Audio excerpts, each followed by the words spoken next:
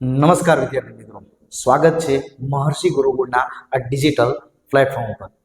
મહર્ષિ ગુરુકુળ દ્વારા દર વર્ષે ધોરણ 10ના વિદ્યાર્થીઓ પ્રેક્ટિસ કરી શકે તે માટે દરેક વિષયના મોડલ પેપર છે એ વિદ્યાર્થીઓ સમક્ષ રજૂ કરતું હોય છે. દર વર્ષની જેમ આ વર્ષે પણ પેપર સેટ તો બહાર પાડેલા છે. સાથે સાથે વિદ્યાર્થીઓને ગણિત, વિજ્ઞાન, અંગ્રેજી એવા વિષયોનું વિડીયો સોલ્યુશન પણ મળી રહે એનો એવો એક નાનકડો પ્રયત્ન કરેલો છે. તો અહીંયા મહર્ષિ ગુરુકુળનું 2025નો પેપર સેટ છે, જેના અંતર્ગત આજે આપણે ચર્ચા કરવી છે ધોરણ 10 ગણિતની અંદર બેઝિક ગણિત જે વિદ્યાર્થીઓ રાખેલું છે એમને પ્રશ્નપત્ર 1નું વિભાગ A નું સોલ્યુશન. જનરલી વિભાગ B, C અને D આના અંતર્ગત કેવું હોય છે કે એના અંતર્ગત તમારે વિકલ્પ તમને મળતા હોય છે કે 13માંથી 9 દાખલા ગણો, 9માંથી 5 દાખલા ગણો, 8માંથી 4 ગણો. પણ વિભાગ એમાં આવા કોઈ પણ જાતના પ્રશ્ન વિકલ્પ સ્વરૂપે મળતા નથી.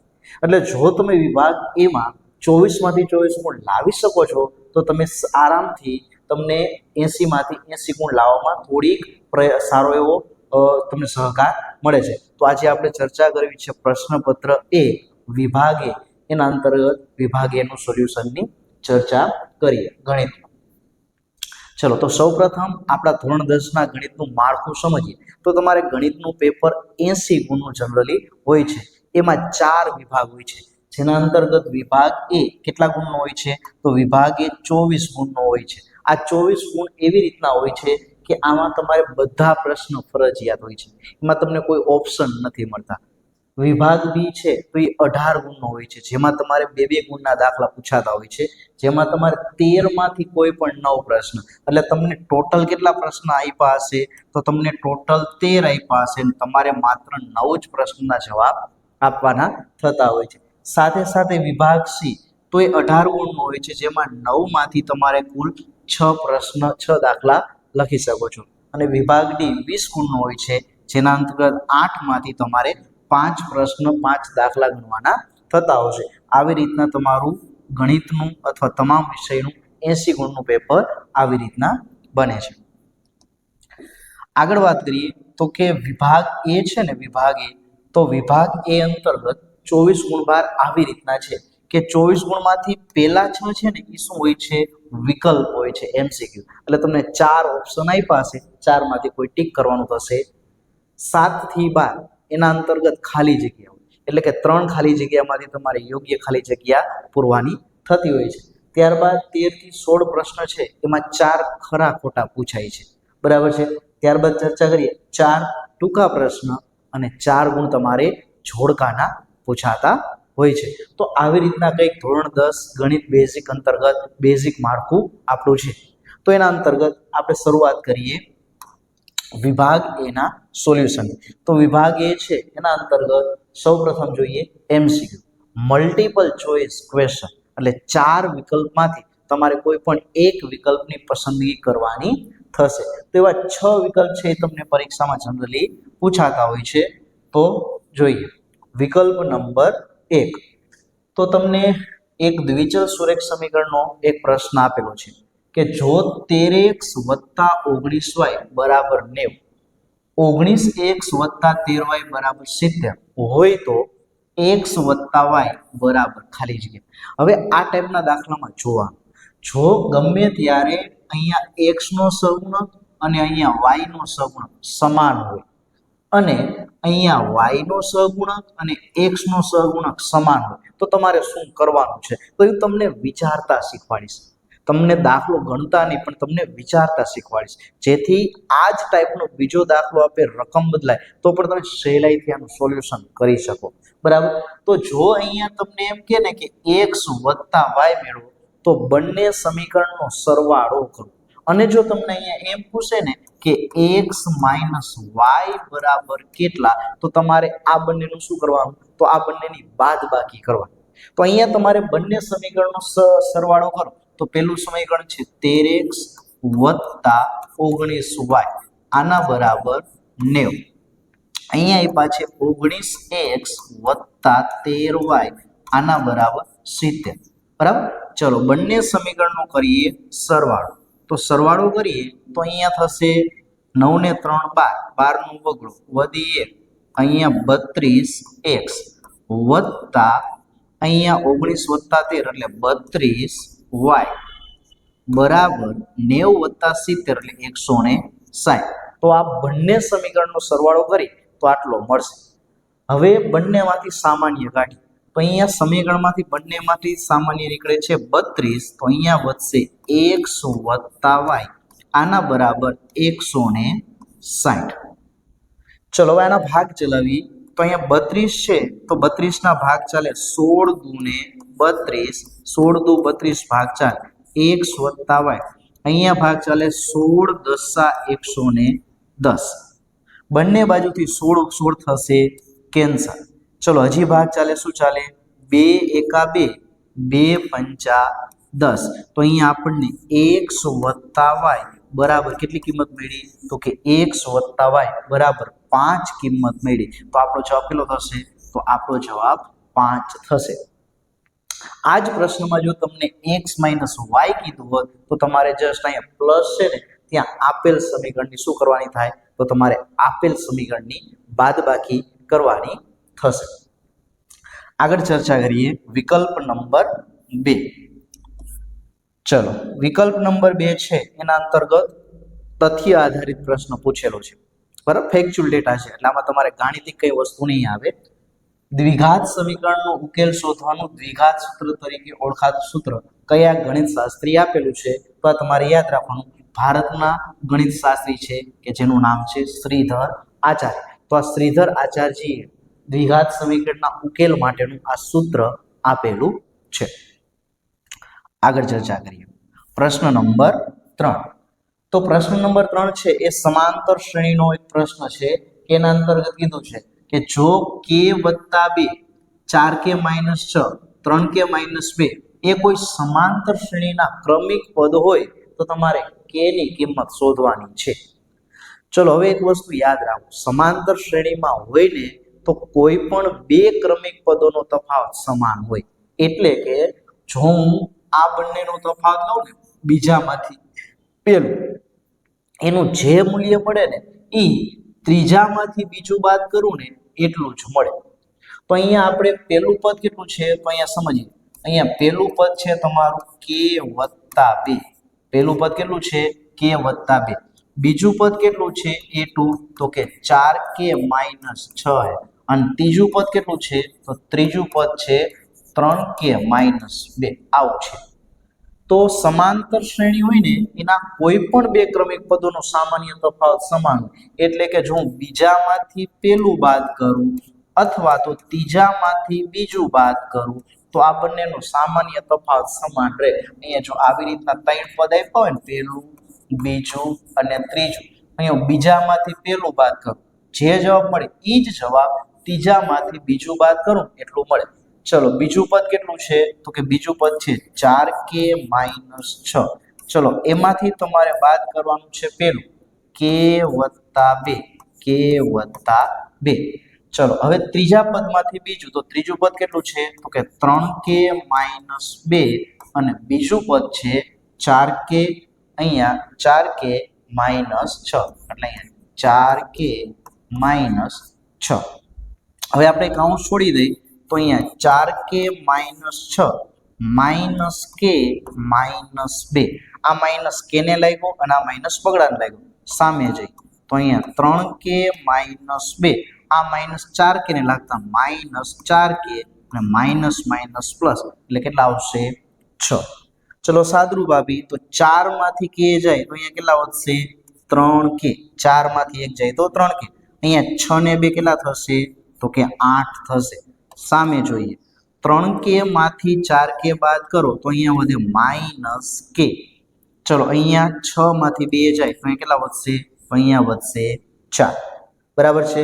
સાદરૂપ આપી આ માઇનસ k ને આ બાજુ લાવો તો એ માઇનસ k ને આ બાજુ લાવો તો 3k વત્તા k બરાબર આ માઇનસ 8 સામે જવા દો તો 4 વત્તા 8 તો 3k વત્તા k એટલે કેટલા થાય 4k.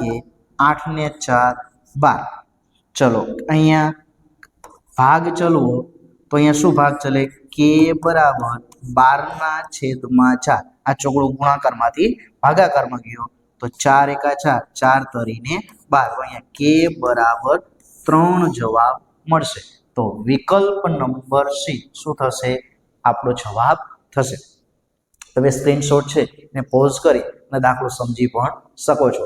તમારે મુખ્ય સમાંતર શ્રેણીમાં આ ટાઈપના દાખલામાં એવું સમજવાનું હોય છે કે કોઈ પણ બે ક્રમિક પદોનો તફાવત લ્યો ને તો એ તફાવત હંમેશા સમાન હોય છે. એ તફાવતમાં કોઈ પણ જાતનો ફેરફાર થતો નથી. ચલો આગળ સમજીએ વિકલ્પ નંબર 4. તો વિકલ્પ નંબર 4 છે યામ ભૂમિતિનો એક પ્રશ્ન છે કે જો બિંદુઓ -3, 5 અને 7, -9 ને જોડતા રેખાખંડનું મધ્યબિંદુ ખાલી જગ્યા થાય તો મધ્યબિંદુ કહેવાય કોને? તો મધ્યબિંદુ જનરલી તમને મધ્યબિંદુનો કોન્સેપ્ટ ખબર જ છે કે આવી રીતના કોઈ એક રેખાખંડ છે. અહીંયા માની લો કે એ નામનું બિંદુ છે, અહીંયા માની લો કે બી નામનું બિંદુ છે. તો આનું મધ્યબિંદુ કોને કહેવાય? તો આ બે બિંદુની બરાબર મધ્યમાં આવેલું બિંદુ, એટલે માની લો કે આ બંનેની બરાબર મધ્યમાં એક બિંદુ એમ આવ્યું છે તો આ મધ્યબિંદુ એમ ના યામ પૂછાય. તો મધ્યબિંદુ એમ ના યામ મળે કઈ રીતના? તો મધ્યબિંદુ એમ ના યામ તમારે આવી રીતના મળે. અહીંયા -3 અને 7 નો સરવાળો કરવાનો, એટલે કે x1 + x2. આપણે મધ્યબિંદુનું સૂત્ર યાદ કરીએ તો x1 + x2 છેદમાં 2, y1 + y2 છેદમાં 2. ચલો એમ ના એમ x1 એટલે પેલું પદ કેટલું છે? -3 + 7, તો -3 + 7 છેદમાં 2. y1 + y2 એટલે 5 અને -9 એટલે 5 + -9 છેદમાં 2. 7 માંથી 3 બાદ કરો તો 7 માંથી 3 જાય તો અહીંયા 4 વધે. અહીંયા 9 માંથી 5 જાય તો -4 વધે છેદમાં 2. તો અહીંયા 2 દુ ને 4, અહીંયા પણ 2 દુ ને 4, પણ અહીંયા નિશાની માઇનસ છે એટલે માઇનસ આવશે. તો આવો વિકલ્પ ગોતો. તો વિકલ્પ નંબર સી શું થશે? તો વિકલ્પ નંબર સી આપણો જવાબ થશે 2 - 2. બરાબર છે. તો તમે સહેલાઈથી તમને જો રેખાખંડનું યામ ભૂમિતિ અંતર્ગત ને અલગ અલગ સૂત્ર આવતા હોય છે તો એ સૂત્ર અંતર્ગત આ સૂત્ર જો આવડતું હોય રેખાખંડનું મધ્ય બિંદુ, તો મધ્ય બિંદુના યામ છે એ તમારે x1 + x2 છેદમાં 2 અને y1 + y2 છેદમાં 2 આ રીતથી તમે સહેલાઈથી મેળવી શકશો. આગળ ચર્ચા કરીએ પ્રશ્ન નંબર 5. ચલો પ્રશ્ન નંબર 5 છે એ ખાસ તમારે ત્રિકોણમિતિનો છે અને થોડોક સમજવો પડે એવો પ્રશ્ન છે. એના અંતર્ગત તમને એ પૂછે a cos θ + b sin θ બરાબર 4, a sin θ - b cos θ બરાબર 3 અને પ્રશ્ન પૂછ્યો છે a² + b². હવે આ ટાઈપના પ્રશ્નો હોય ને એના અંતર્ગત શું કરવાની સમજી લો પહેલા. અહીંયા તમને કીધું છે a² + b². હવે આનો અર્થ એવો થાય કે અહીંયા તમારે આપેલ બે સમીકરણ છે ને એના બંને બાજુ વર્ગ કરવા પડશે. શા માટે વર્ગ કરવા પડશે? તો એનું કારણ એવું છે કે જો વર્ગ કરો ને તો જ આ સમીકરણમાં a² થાય, અહીંયા b² થાય, અહીંયા પણ a² થાય, અહીંયા શું થાય? b² થાય. તો અહીંયા a² + b² થાય કઈ રીતે? તો બંને સમીકરણના તમારે વર્ગ કરવા પડે. શું કરવું પડે? તો બંને સમીકરણના તમારે વર્ગ કરવા પડે. તો અહીંયા બંને સમીકરણના આપણે વર્ગ કરીએ તો શું થશે? તો બંને સમીકરણના વર્ગ કરીએ, અહીંયા પહેલું સમીકરણ છે એનો આપણે વર્ગ કરીએ તો અહીંયા a² cos² θ વત્તા 2ab sin θ cos θ. થોડુંક સમય એટલે હું થોડુંક દૂર લખું છું, બરાબર?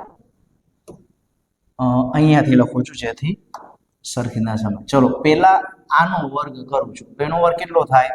તો કે a² cos² θ એટલે પહેલા પદનો વર્ગ વત્તા 2ab એટલે 2ab sin θ cos θ વત્તા b² sin² θ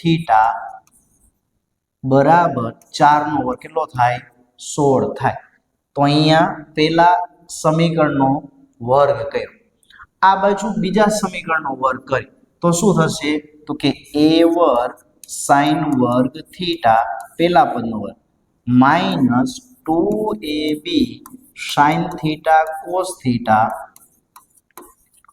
વત્તા બીજું પદ કેટલું છે b કોસ થીટા તો b વર્ગ કોસ વર્ગ થીટા આના બરાબર 3 નો વર્ગ કેટલો થાય 9 3 નો વર્ગ કેટલો થાય 9 બરાબર હવે આપેલ બંને સમીકરણોનો અહીંયા પેલા બે સમીકરણ છે બંને સમીકરણનો વર્ગ કર્યો પેલા સમીકરણનો બીજા સમીકરણ હવે આ બંને સમીકરણનો સરવાળો કરી નાખો તો બંને સમીકરણનો સરવાળો કરી તો અહીંયા જો a વર્ગ બંનેમાંથી કોમન નીકળે ચલો બેમાંથી a વર્ગ કોમન કાઢવા હોય તો કાઢી શકાય તો અહીંયા a વર્ગ કોમન કાઢો અહીંયા આપણે a વર્ગ છે એ કોમન કાઢવું હોય અથવા તો આપણે એક સ્ટેપ વધારવું હોય તો આવી રીતના આપણે વધારી શકીએ કે પેલા બેનો સરવાળો a વર્ગ કોસ વર્ગ થીટા વત્તા a વર્ગ સાઈન વર્ગ થીટા બરાબર ખાલી આ બે પદનો સરવાળો એટલો થયો પછી અહીંયા 2ab sin theta cos theta 2ab sin theta plus અને માઈનસ આ ભાગ ઉડી જશે વત્તા અહીંયા શું વધશે b વર્ગ sin વર્ગ થીટા વત્તા b વર્ગ cos વર્ગ થીટા બરાબર 16 વત્તા 9 કેટલા થશે 25 થશે ચલો આ બંનેમાંથી a વર્ગ કોમન કાઢો તો a વર્ગ sin વર્ગ થીટા વત્તા cos વર્ગ થીટા વત્તા b વર્ગ આ બંનેમાંથી b વર્ગ કોમન કાઢી તો અહીંયા વધે sin વર્ગ થીટા વત્તા cos વર્ગ થીટા બરાબર 25 હવે તમને ત્રિકોણમિતિય નિત્યસમ ખબર છે કે sin વર્ગ થીટા વત્તા cos વર્ગ થીટા 1 થાય તો અહીંયા a વર્ગ ગુણ્યા 1 વત્તા b વર્ગ ગુણ્યા 1 આના બરાબર 25 તો a વર્ગ એકા a વર્ગ વત્તા b વર્ગ આના બરાબર 25 જવાબ આવશે એટલે કે વિકલ્પ નંબર સી છે એ શું થશે તો એ આપણો જવાબ થશે તમે આવી રીતના સહેલાઈથી આનું સોલ્યુશન કરી શકશો વિડીયોને પોઝ કરી અને તમે એની રીત સમજવાનો પ્રયત્ન કરજો કે પેલા શા માટે આપણે કર્યું બરાબર છે ચલો જોઈએ વિકલ્પ નંબર 6 તો વિકલ્પ નંબર 6 છે એના અંતર્ગત આપેલું છે સામાન્ય રીતે કોઈ પણ આવૃત્તિ વિતરણ માટે બહુલક માઈનસ મધ્યક બરાબર મધ્યસ્થ માઈનસ મધ્યક બરાબર કેટલા તો આ છે આંકડા શાસ્ત્રનો એક પ્રશ્ન હવે આ ટાઈપના પ્રશ્નોમાં હંમેશા આ સૂત્રનો ઉપયોગ થશે યાદ રાખજો કે z બરાબર 3m માઈનસ 2x વાળા આ સૂત્રનો ઉપયોગ થશે બરાબર તો અહીંયા પેલા લખી નાખો કે બહુલક એટલે શું થાય તો કે બહુલક એટલે z થાય માઈનસ મધ્યક એટલે શું થાય x બાર થાય હવે તમારે અહીંયા શું જોઈએ તો કે અહીંયા તમારે મધ્યસ્થ જોઈએ શું જોઈએ મધ્યસ્થ માઈનસ મધ્યક બરાબર આના ગુણાકારમાં કંઈક ખાલી જગ્યા છે એ આપણો જવાબ તો અહીંયા તમારા m અને x બાર જોઈએ આ બાજુ z છે તો z કાઢી નાખો આ z કાઢવું હોય તો z નું આ સૂત્ર લખી નાખો કે z બરાબર કેટલા થાય આ z બરાબર 3m માઈનસ 2x બાર આ z બરાબર કેટલા લખ્યા તો 3m માઈનસ 2x બાર આ માઈનસ ના માઈનસ ax બાર 2 ને 1 કેટલા થશે 3 એટલે અહીંયા 3m માઈનસ 3x નો બાર ચલો બંનેમાંથી કોમન શું નીકળે તો બંનેમાંથી તગડો કોમન નીકળે તો અહીંયા શું વધે m માઈનસ x બાર તો આનો અર્થ એવો થયો કે મધ્યસ્થ માઈનસ મધ્યક એના ગુણાકારમાં કેટલો જવાબ આવ્યો તો એના ગુણાકારમાં 3 જવાબ આવ્યો કેટલો આવ્યો 3 એટલે આપણો વિકલ્પ કયો થશે તો વિકલ્પ નંબર સી શું થશે તો કે આપણો જવાબ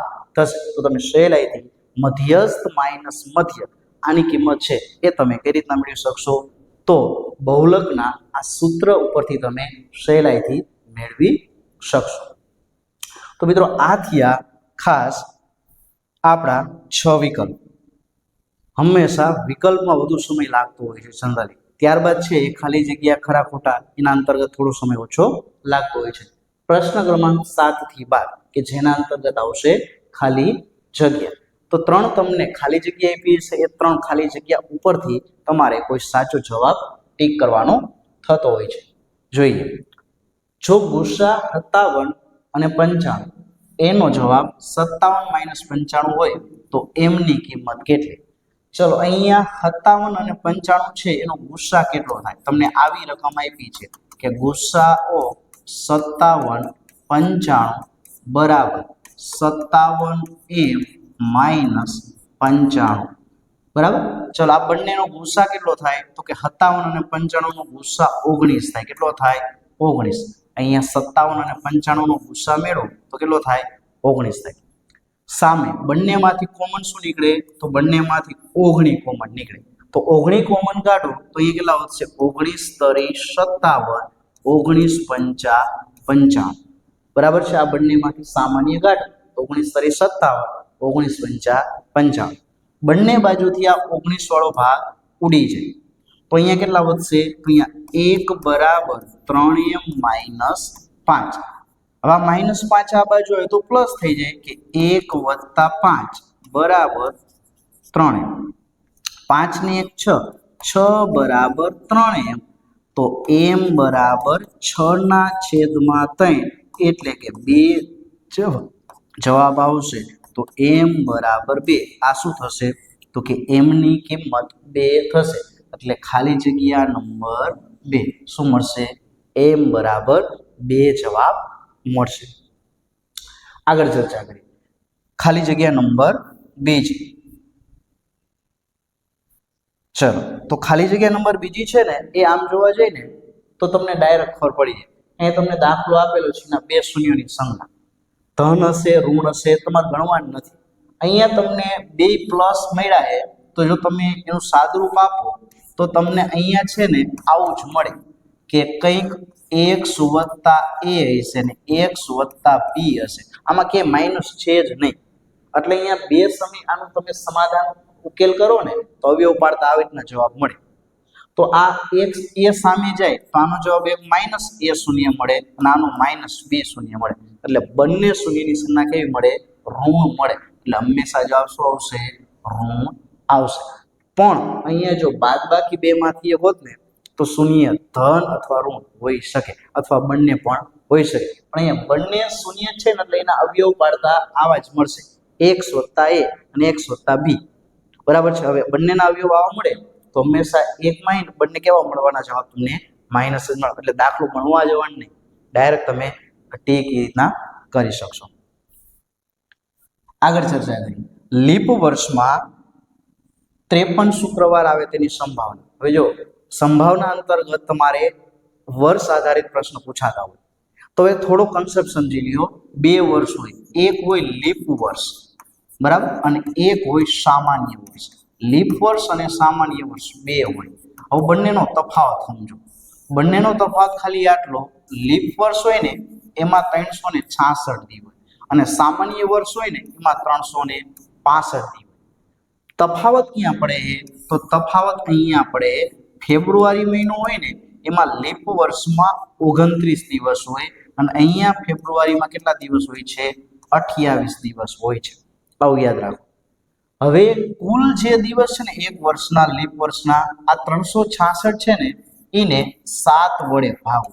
7 વડે ભાગો તો 7 × 5 = 35, 1 × 6 7 × 2 = 14, 16 માંથી 14 જાય તો 2. હવે આનો અર્થ એવો થાય કે એક વર્ષમાં 52 અઠવાડિયા આવે. કેટલી આવે? 52 અઠવાડિયા આવે. 52 અઠવાડિયા આવે એટલે 52 શુક્રવાર આવે. કેટલા આવે? 52 શુક્રવાર આવે. તો 53 શુક્રવાર આવવાની શક્યતા કેટલી? તો અહીંયા જે 2 વધારાના દી છે ને વધારાના દી આ 2 દિવસમાં કદાચ 53મો શુક્રવાર પણ આવી શકે. તો અહીંયા માંગેલી સંભાવના આવી થાય કે P of A શક્ય પરિણામ છેદમાં કુલ પરિણામ. ચલો અઠવાડિયામાં કુલ કેટલા વાર હોય? તો કે અઠવાડિયામાં કુલ 7 વાર હોય. હવે શક્યતા કેટલી? તો અહીંયા શેષ વધી હોય ને વધારાના દિવસો એ અહીંયા શક્યતા એટલે P of A કેટલા થશે? 2/7. તો એક વર્ષમાં 52 અઠવાડિયા આવે અને 2 વધારાના દિવસ લીપ વર્ષમાં આવે અને એક વધારાનો દિવસ સામાન્ય વર્ષમાં આવે. આ જ પ્રશ્નમાં જો અહીંયા લીપની જગ્યાએ સામાન્ય કરી નાખે ને તો તમારો જવાબ 1/7 થઈ જાય.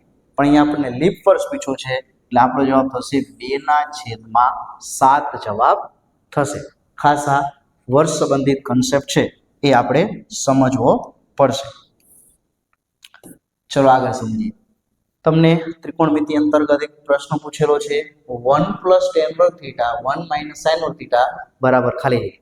તો તમને ત્રિકોણમિતિના 3 નિત્યસમ છે ખ્યાલ હોવો જોઈએ કે 1 + tan વર્ગ થીટા એટલે શું થાય તો કે sec વર્ગ થીટા થાય. શું થાય?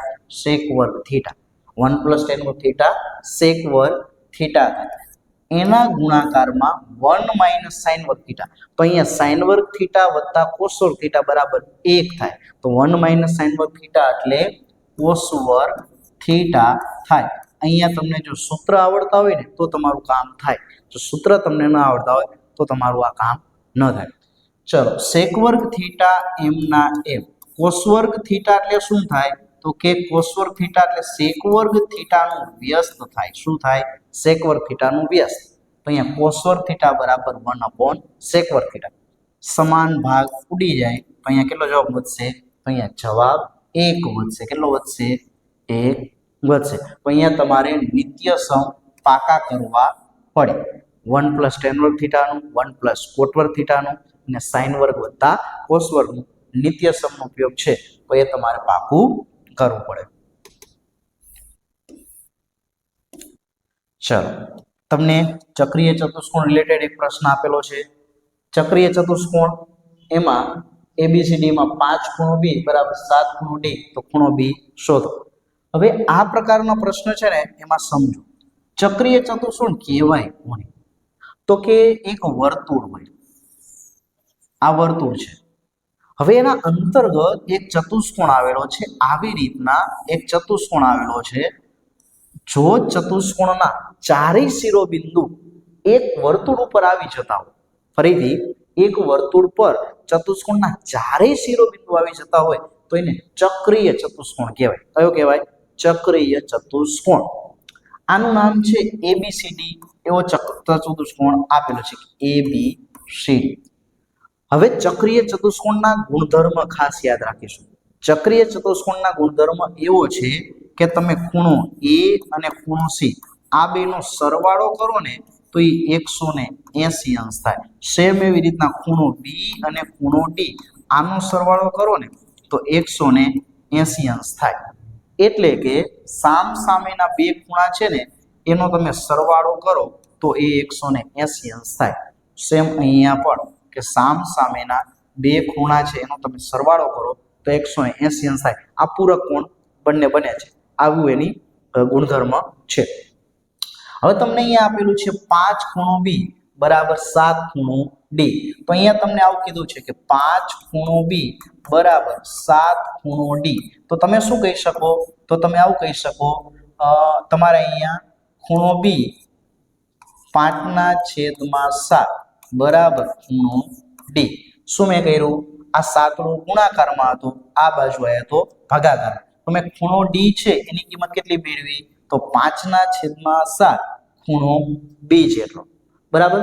હવે સમજો અહીંયા સામસામેના બે ખૂણાનો સરવાળો 180 અંશ થાય તો અહીંયા ખૂણો B વત્તા ખૂણો D આના બરાબર 180 અંશ. મેં શું કર્યું? તો અહીંયા ખૂણો D ની જે રકમ આપી હતી ને એમાંથી ખૂણો D ને મેં કરતા બનાવી અને એને ખૂણા B સ્વરૂપમાં ફેરવી દીધો. અહીંયા 7 ને સામે બાજુ જવા દે. તો અહીંયા ખૂણો B એમનો એમ રહેશે વત્તા ખૂણો D કેટલો છે? તો આ મેળો અહીં કે 5/7 ખૂણો B આના બરાબર 180 અંશ. હવે બંનેમાંથી ખૂણો B સામાન્ય કાઢો તો ખૂણો B સામાન્ય કાઢતા અહીંયા 1 + 5/7 આના બરાબર 180 અંશ થાય. ખૂણો B બરાબર અહીંયા તમે લસા લ્યો તો 7 × 7 7 ને 5 12 એટલે 12/7 બરાબર 180 અંશ થાય. બરાબર. લસા મેલી તો 7 × 7 વત્તા 5 એટલે 7 ને 5 12/7. ચલો હવે ભાગ ચલાવીએ તો આ બાજુ થોડુંક ચલાવીએ એટલે થોડુંક સમજાય. તો ખૂણો B એને કરતા બનાવો તો 180 ગુણ્યા આ 7 ભાગાકારમાંથી સામે ગયો તો ગુણાકારમાં, આ 12 ગુણાકારમાંથી સામે આવશે તો 12. ભાગ ચાલશે 6 દુ 12, અહીંયા ભાગ ચાલે 6 તરી 18, હજી ભાગ ચાલે 2 એકા 2, 15 દુ 30, તો 15 અને 7 નો ગુણાકાર કરો તો 15 સત્તા 105 અંશ મળશે. તો અહીંયા ખૂણા બી નો જવાબ કેટલો મળશે? તો અહીંયા ખૂણા બી નો જવાબ 105 અંશ જેટલો મળશે. એટલે ખૂણો બી બરાબર કેટલો થશે? 105 અંશ છે એ જવાબ મળશે. તો ખાસ આપણે સમજશું ચક્રીય ચતુષ્કોણ. તો ચક્રીય ચતુષ્કોણમાં જો આવી રીતના હોય, ખૂણો એ વત્તા ખૂણો સી 180 અંશ, એટલે સામ સામેના બે ખૂણાઓ છે એ પૂરક કોણ હોય અને એ બંનેનો સરવાળો કરી તો 180 અંશ થાય. અહીંયા રકમ ઉપરથી ગમે એકને કરતા બનાવી, અહીંયા ખૂણા ડી માંથી ખૂણા બી ને આપણે ડી ની કિંમત મેળવી લીધી, એને આપણે આ જે પૂરક કોણવાળી શરત છે એમાં મૂકશું, એટલે ખૂણા બી ની કિંમત 105 અંશ મળશે. અહીંયા ખૂણો ડી પણ તમે મેળવી શકશો. ચલો આગળ સમજીએ પ્રશ્ન નંબર 2 જે ફેક્ચ્યુઅલ ડેટા છે. અહીંયા મધ્યકના સૂત્રમાં યાદ રાખવાનું કે યુઆઈ કેટલું થાય આ યાદ રાખજો. અહીંયા બે પ્રશ્નો હું તમને આપી દઉં છું. પહેલો પ્રશ્ન, મધ્યક અંતર્ગત એક આવે છે યુઆઈ, તો યુઆઈ નું સૂત્ર યાદ રાખો. યુઆઈ થાય xi માઇનસ a એના છેદમાં h થાય. બરાબર, આ યાદ રાખજો મધ્યકમાં. બીજું એક સૂત્ર આપી દઉં છું, જો તમને ડીઆઈ પૂછાય તો ડીઆઈ થાય xi માઇનસ a. તો આવા બે પ્રશ્ન એ બેમાંથી કોઈ પણ તમને પૂછાય તો બંને તમને આવડતા હોવા જોઈએ. તમને શું પૂછ્યું છે? યુઆઈ, એટલે આપણો જવાબ કયો થશે? xi માઇનસ a છેદમાં h. બદલાઈ નાખે, ડીઆઈ કરી નાખે તો ડીઆઈ કેટલો થાય? xi minus a. તો બંને તમને વિકલ્પ પણ આપેલા છે અને તમને આ રીતના પરીક્ષામાં પૂછાય પણ શકે. તો મિત્રો આ હતા 7 થી 12 ખાલી જગ્યા. ત્યારબાદ ચર્ચા કરીએ પ્રશ્ન નંબર 13 થી 16 ખરા ખોટા. ચલો ખરા ખોટા છે એના અંતર્ગત પહેલું ખરું ખોટું છે વર્ગમૂળ 2 માઇનસ વર્ગમૂળ 3, વર્ગમૂળ 3 વત્તા 2 અસમય સંખ્યા. તો પહેલી નજરે એમ લાગે કે વર્ગમૂળ 3 વાળી રકમ છે ને અસમય હશે, પણ અહીંયા તમે શાંતિથી ઓબ્ઝર્વ કરો ને તો તમને અહીંયા એક વસ્તુ દેખાશે કે અહીંયા રકમ છે વર્ગમૂળ 2 માઇનસ વર્ગમૂળ 3 માઇનસ આ વર્ગમૂળ 2 ને આગળ લખો તો વર્ગમૂળ 2 વત્તા વર્ગમૂળ 3, આ વર્ગમૂળ 2 ને આગળ લખો. હવે તમે જરાક જુઓ તો તમને આ રકમ આવી દેખાશે x માઇનસ y અને x પ્લસ y વાળી, x માઇનસ y અને x વત્તા y આ ટાઈપની રકમ દેખાય. તો આપણે શું કરી શકીએ? તો આનું સૂત્ર એવું થાય કે x નો વર્ગ માઇનસ y નો વર્ગ, આવું સૂત્ર છે. તો અહીંયા તમારે વર્ગમૂળ 2 નો વર્ગ પેલા પદનો વર્ગ એટલે વર્ગમૂળ 2 નો વર્ગ માઇનસ વર્ગમૂળ 3 નો વર્ગ, એટલે કે પેલો પદનો વર્ગ માઇનસ બીજા પદના વર્ગ જેટલું થાય. વર્ગ વર્ગમૂળ ઉડી જાય તો અહીંયા કેટલા વધશે? 2 વધશે. અહીંયા પણ વર્ગ વર્ગમૂળ ઉડી જાય કેટલા વધે? 3 વધે. તો 2 માંથી 3 જાય તો કેટલા વધશે? -1. આ -1 છે એ શું છે? તો -1 એ સમય સંખ્યા છે. શું છે? સમય સંખ્યા છે. એટલે અહીંયા અસમય કીધું છે એટલે આપેલ વિધાન એ કેવું થશે? ખોટું થશે. કેવું થશે? તો આપેલ વિધાન એ ખોટું થશે. ખાસ સમજજો. ચલો આગળ ચર્ચા કરીએ ખરું ખોટું નંબર નેક્સ્ટ. x વર્ગ વત્તા 3x વત્તા 2 ના શૂન્યનો સરવાળો તેના શૂન્યના ગુણાકારથી અધિક છે. તો અહીંયા દ્વિઘાત બહુપદી આપેલી છે. શૂન્યનો સરવાળો કેટલો થાય? આલ્ફા વત્તા બીટા બરાબર -b/a. શૂન્યનો ગુણાકાર કેટલો થાય? આલ્ફા ઇન્ટુ બીટા બરાબર c/a. ચલો કિંમત મેળવીએ તો b એટલે કેટલા છે? 3. તો -3/a એટલે અહીંયા એકડો છે, આનો જવાબ -3 મેળવો. c એટલે કેટલા છે? 2. a એટલે એકડો, તો 2/1 એટલે કેટલો જવાબ મળશે? 2. તો મળેલા જવાબ ઉપરથી ખબર પડે છે કે શૂન્યનો સરવાળો શૂન્યના ગુણાકારથી ઓછો છે. કેટલો છે? ઓછો છે. એટલે આપેલ વિધાન એ કેવું થશે? તો આપેલ વિધાન એ ખોટું થશે. કેવું થશે? આપેલ વિધાન એ ખોટું થશે. અધિક નથી પણ કેવું છે? ઓછું છે. બાકી તમે અહીંયાથી જવાબ ઉપરથી પણ સૂત્ર ઉપરથી પણ સમજી શકો કે અહીંયા માઇનસ છે તો હંમેશા સરવાળો નાનો જોવાનો અને ગુણાકાર છે એ મોટો જોવાનો. પણ અહીંયા જો નિશાની પ્લસ માઇનસ બંને આપી હોય તો તમારે ગણવો પડે. પણ અહીંયા બધામાં પ્લસ આપ્યું છે ને તો તમે સૂત્ર ઉપરથી પણ સહેલાઈથી ડિસિઝન લઈ શકો. ચર્ચા કરીએ પ્રશ્ન નંબર 15. તો 15મો પ્રશ્ન આપ્યો છે 3x + 4y = 24. ચલો આ પહેલું સમીકરણ છે 3x + 4y આના બરાબર 24. આને કહી દો સમીકરણ નંબર 1. ચલો બીજું સમીકરણ આપ્યું છે x / 4 + y/3 બરાબર 2. બરાબર આવું તમને આપેલું છે. હવે અહીંયા સમજો લસા લઈ તો 3 એકા 3x થાય વત્તા 4 એકા 4y અને છેદમાં 4 તરીને 12 આના બરાબર 2. આ બીજું સમીકરણ સમજો 3 નો એક સાથે એટલે 3 એકા 3x 4 નો y સાથે 4y નીચે 4 તરી 12 3x + 4y બરાબર 12 સામે ગયા તો 2 × 12 બરાબર 2 × 12. અહીંયા 3x + 4y બરાબર 12 × 24. તો અહીંયા તમારું સમીકરણ જો આ સમીકરણ અને આ સમીકરણ બંને કેવા મળ્યા? આ સમીકરણ 2 કયો તો બંને સમીકરણ સમાન મળ્યા. તો આ બંનેનો ગ્રાફ છે ને કેવો હોય તો આ બંનેનો ગ્રાફ આ બંને રેખા સમપાતી રેખા. કેવી એ સમપાતી રેખા.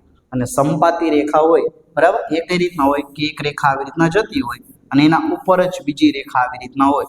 તો સમપાતી રેખાને કેટલા ઉકેલો હોય તો સમપાતી રેખાને અનંત ઉકેલ હોય. કેટલા હોય તો સમપાતી રેખાને અનંત ઉકેલ હોય. એટલે આપેલ વિધાને કેવું છે?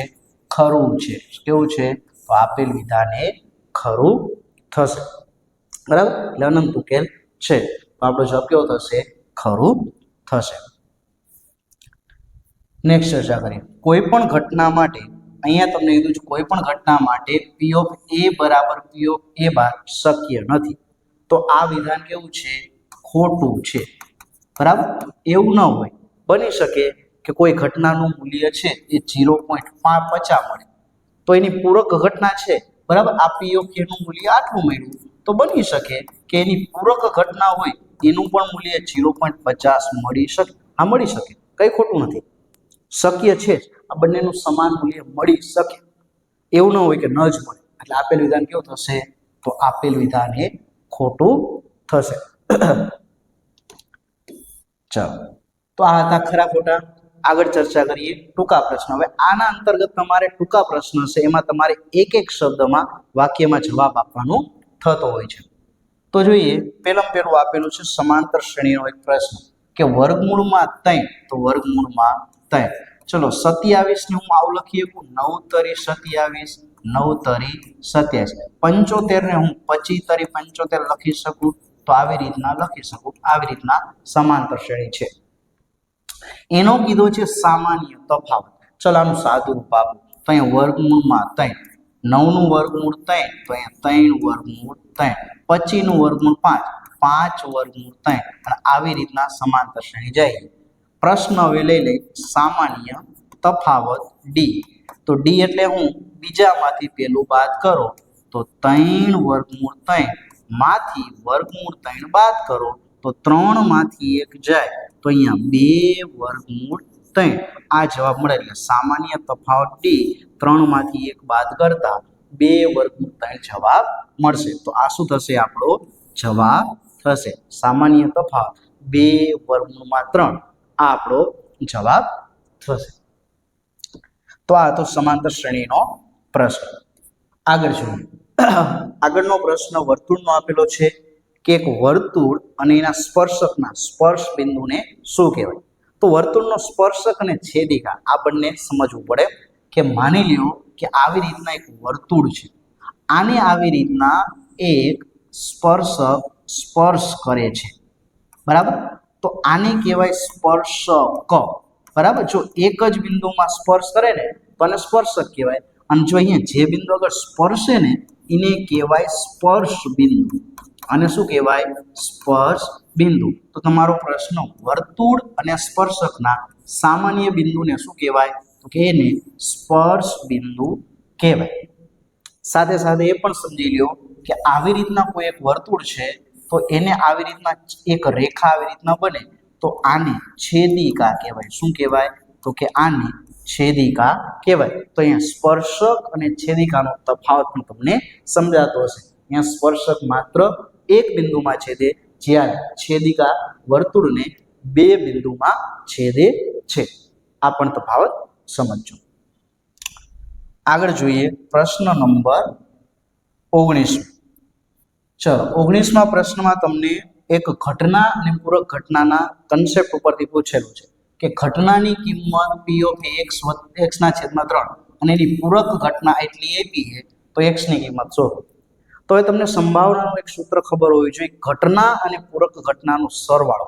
તો અહીંયા કોઈ પણ ઘટના છે એનો સરવાળો p of a અને એની પૂરક ઘટના p of a બાય આ બંનેના સંભાવનાનો સરવાળો 1 થાય છે. કેટલો થાય છે? 1 થાય છે. ચલો p of a કેટલા આપ્યા છે? તો કે x ના છેદમાં 3 વત્તા p of a બાર કેટલો આપ્યો છે? 2x ના છેદમાં 7 આના બરાબર 1 થાય. લસા લ્યો 7 એકા 7 એટલે 7x વત્તા 3 દુ 6x બરાબર. ફરીથી 7x વત્તા 3 દુ 6x છેદમાં 7 તરી 21 આના બરાબર 1. બંનેનો સરવાળો કરો. 7 ને 6 13x છેદમાં 21 બરાબર 1 બરાબર છે. ચલો x ને કરતા બનાવો તો અહીંયા 21 ગુણાકારમાંથી સામે જાય તો ભાગાકારમાં અહીંયા 21 ના 13 છેદમાં 13 થાય. 21 ઉપર જશે 13 નીચે આવશે તો અહીંયા x ની કિંમત કેટલી મળશે? તો અહીંયા x ની કિંમત 21 ના છેદમાં 13 મળશે. એક તમને સામાન્ય વસ્તુ કહી દઉં, ગણિતમાં ગમે ત્યારે સંભાવનામાં ઘટના અને પૂરક ઘટનાનો ઉલ્લેખ હોય ત્યારે ફરજિયાત આ એક સૂત્રનો જ ઉપયોગ થશે. આ તમારે મગજમાં બેસાડી દેવાનું. એમાં હંમેશા આ જ સૂત્રનો ઉપયોગ થશે. બરાબર. આનાથી કોઈ નવું સૂત્ર ઉપયોગમાં નહીં આવે. એટલે ઘટના વત્તા પૂરક ઘટના બરાબર 1 થાય. એ તમારે સમજીને યાદ જ રાખી લેવાનું છે. આગળ જોઈએ કોઈ પણ માહિતી માટે તેના દરેક અવલોકનો મધ્યમાંથી લીધેલ વિચલનનો સરવાળો કેટલો થાય છે? તો યાદ રાખજો એનો સરવાળો કેટલો થાય છે? 0 થાય છે. તો એનો વિચલનનો સરવાળો કેટલો થાય? 0 થાય છે. તો આગળ ચર્ચા કરીએ પ્રશ્ન નંબર 21 થી 24 કે જે છે જોડકા જોડ. તો એના અંતર્ગત તમારે બે જોડકા પૂછાશે. એ કયા કયા હશે? તો એક પૃષ્ઠફળ અને ઘનફળ ચેપ્ટરમાંથી હશે અને એક જોડકું વર્તુળ અંતર્ગત હશે. તો અહીંયા જોઈએ કે અર્ધગોલકનું કુલ પૃષ્ઠફળ અને 10 રૂપિયાના સિક્કાનું ઘનફળ. તો અહીંયા સમજો અર્ધગોલક છે એનું તમારે યાદ રાખવાનું. અર્ધગોલક છે એનું વક્ર પૃષ્ઠફળ પૂછે તો થશે 2πr², પરંતુ જો કુલ પૃષ્ઠફળ પૂછે તો એ થશે 3πr². પણ તમારો પ્રશ્ન શું છે? તો અર્ધગોલકનું કુલ પૃષ્ઠફળ એટલે 3πr².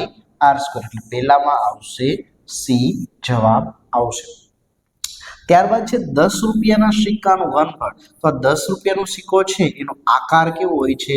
તો એનો આકાર નળાકાર હોય છે. કેવો હોય છે? 10 રૂપિયાનો સિક્કો છે એ નળાકાર હોય છે. બરાબર છે. તમે એને જુઓ તો 10 રૂપિયાનો સિક્કો છે ઉપર વર્તુળ હોય, નીચે વર્તુળ હોય અને એની પાતળી એવી જાડાઈ ઊંચાઈ હોય છે. એટલે 10 રૂપિયાનો સિક્કો છે નળાકાર છે અને એનું ઘનફળ કે તો એ થશે πr²h. એટલે વિકલ્પ નંબર એ જવાબ થશે. તો આ હતું પૃષ્ઠફળ અને ઘનફળનું જોડકું. ચલો આગળ જોઈએ વર્તુળનું જોડકું. તો વર્તુળના જોડકા અંતર્ગત આપણને પૂછ્યું છે લઘુ વૃત્તાંશનું ક્ષેત્રફળ. તો યાદ રાખો તમને બે વસ્તુ લખાવું છું. એક ચાપની લંબાઈ. જો ચાપની લંબાઈ કે તો સૂત્ર છે πr θ છેદમાં 180. પણ જો તમને એમ કે વૃત્તાંશનું ક્ષેત્રફળ તો વૃત્તાંશનું ક્ષેત્રફળ આવું કંઈક થશે πr² θ છેદમાં 360 અંશ. તો અહીંયા લઘુ વૃત્તાંશનું પૂછ્યું છે એટલે વિકલ્પ નંબર બી બરાબર છે. πr² θ છેદમાં 360 60 અંશ. આગળ કીધું છે અર્ધ વર્તુળનો પરિઘ. તો મિત્રો યાદ રાખો વર્તુળનો પરિઘ કેટલો થાય તો કે વર્તુળ છે એનો પરિઘ છે એ 2πr થાય. કેટલો થાય તો વર્તુળનો પરિઘ થાય 2πr. પણ અહીંયા આપણને પૂછ્યો છે અર્ધવર્તુળ. તો અર્ધવર્તુળનો શું થાય તો અર્ધવર્તુળનો પરિઘ છે એ થશે પાઈ આર જેટલો. કેટલો થશે પાઈ આર. 2πr ના અડધા. તો જવાબ નંબર કયો આવશે તો કે અર્ધવર્તુળનો પરિઘ પાઈ આર જેટલો થશે. તો તમારે જોડકામાં 4 જોડકા પૂછાય. જનરલી મુખ્યત્વે સૂત્ર જ પૂછે છે, પણ ક્યારેક સૂત્ર આધારિત દાખલા પણ પૂછે છે. અને 2 જોડકા ફિક્સ છે. એક છે તમારું પૃષ્ઠફળ ઘનફળનું અને બીજું છે વર્તુળ સંબંધિત ક્ષેત્રફળમાંથી. આ જોડકું તમારું અવારનવાર પૂછાતું હોય છે. તો મિત્રો આ હતું આપણું વિભાગ એ નું સોલ્યુશન, કે જેના અંતર્ગત આપણે પ્રશ્ન ક્રમાંક પહેલાથી માંડી અને 24 સુધીનું વિડીયો સોલ્યુશન સંપૂર્ણ રીતના આપણે સમજ્યા. આવી જ રીતના ક્રમશઃ આપણે આવતા લેક્ચરમાં પ્રશ્નપત્ર 2 નો વિભાગ એ રીતના સિક્વન્સમાં પાંચે પાંચ પ્રશ્નપત્રના સોલ્યુશન મૂકીશું. સાથે સાથે તમને આગળ BCD એના પણ આનું સોલ્યુશન મળતા રહે એવો પ્રયત્ન કરીશું. ધન્યવાદ.